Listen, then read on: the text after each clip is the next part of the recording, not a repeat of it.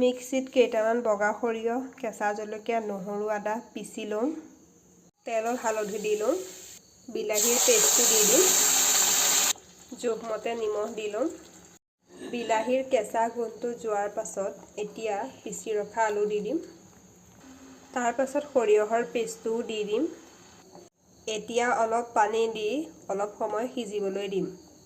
ভালদৰে সিজাৰ পাছত এতিয়া মাছখিনি দি দিম। এতিয়া জোখমতে পানী দি ভালদৰে উতলিবলৈ দিম। এয়া বগা সৰিয়হৰ লগত মাছৰ আঞ্জা হৈ গ'ল। তেলত খুন্দি ৰখা নহৰু এটা দি ল'লোঁ।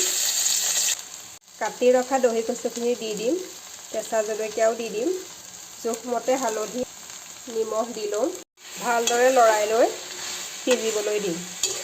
এতিয়া মাছৰ মাথাটো দি আৰু অলপ ভালদৰে সিজিবলৈ দিম। শেষত অকণমান জালুকৰ গুড়ি ছটিয়াই দিম। এয়া দহি কচুৰ লগত মাছৰ মাথাৰ ভাজি হৈ গ'ল। এয়া আমাৰ ভাতৰ থালিখন ৰেডি হৈ গ'ল।